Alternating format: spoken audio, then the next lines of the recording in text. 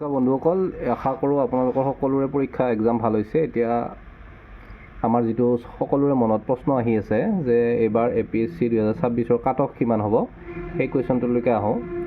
আপোনালোকে নিশ্চয় গমে পাইছে, question paper G S paper যিখন 1 হয় আমাৰ, তাৰ লেভেলটো যোৱাবাৰৰ তুলনাত অলপমান কম বুলি ক'ব লাগিব। GS 1 ইমান বেছি মানে নাছিলে, আপোনাৰ টাফ নাছিলে, এইটো এক প্ৰকাৰ মডাৰেট বুলি ক'ব লাগিব। আৰু যাৰ ষ্টেটিক পৰ্চনটো অলপ ষ্ট্ৰং আছে তেওঁলোকৰ কাৰণে এইটো একেবাৰে ধৰক ইজি টাইপ বুলি ক'লেও ভুল নহ'ব। গতিকে সেই হিচাপত চাব গ'লে কাট অফটো বহুত বেছি হাইয়ে যাব লাগে। এতিয়া কথাটো হ'ল, নেক্সট পেপাৰখন হৈছে CSET পেপাৰ। এই CSET পেপাৰখন তুলনামূলকভাৱে বহুতে এনেকুৱা মন্তব্য কৰিছে যে তেওঁলোকৰ কাৰণে টান আহিছে, আৰু এইটো একচুৱেলি অকণমান হয়ও কথাটো।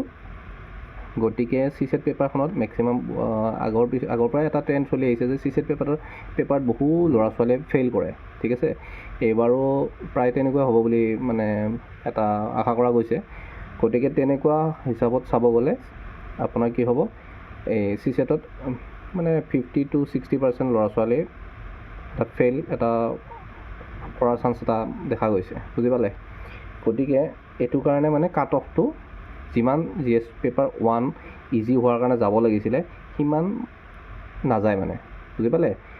এতিয়া কথাটো হৈছে, তেতিয়াহ'লে GS পেপাৰ মানে 1ত কিমান এতিয়া কাট অফ যাব? কাট অফ তথাপিও তাৰমানে এতিয়া বেছি যাব অকণমান। কিয়?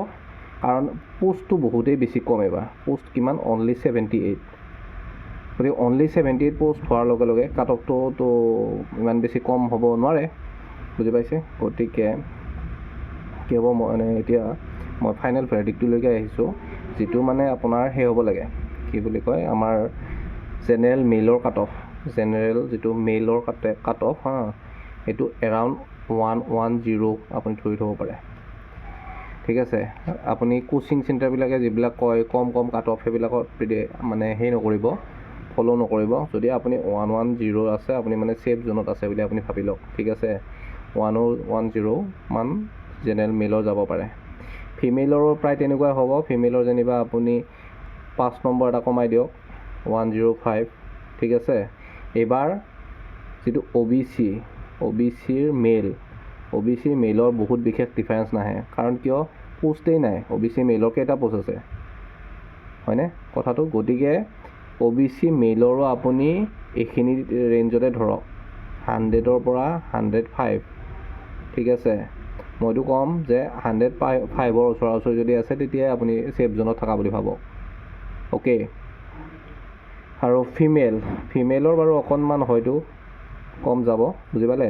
ফিমেইলৰ আপুনি এৰাউণ্ড 95ত আপুনি ধৰি লওক যে এৰাউণ্ড 95 যদি আপোনাৰ আছে, তেতিয়াহ'লে আপুনি ফিমেইল যদি হয়, তেতিয়াহ'লে আপুনি কাট অফ ক্লিয়াৰ কৰিব, ঠিক আছে।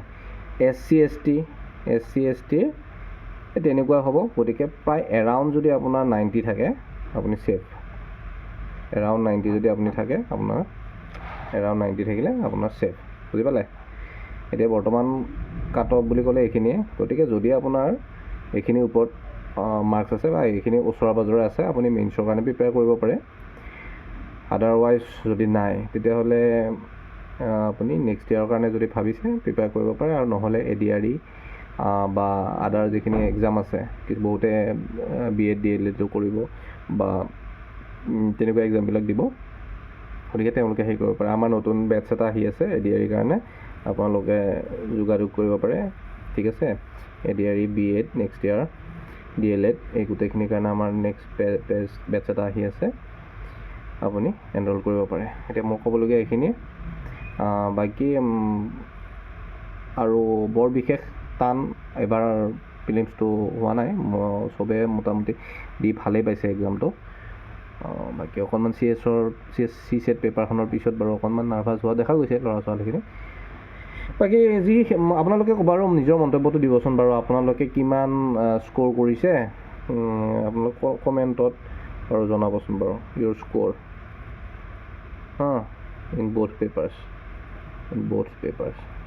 দুয়োখন পেপাৰতে আপোনালোকে কিমান স্ক'ৰ কৰিছে এইটো কমেণ্ট কৰিবচোন বাৰু। তাৰপিছত আমি আৰু ভালদৰে বুজিব পাৰিম। মই তাৰপিছত আৰু এটা ফাইনেল কাট অফৰ ওপৰত এটা আপোনাৰ ভিডিঅ' লৈ আহিম। ঠিক আছে, থেংক ইউ।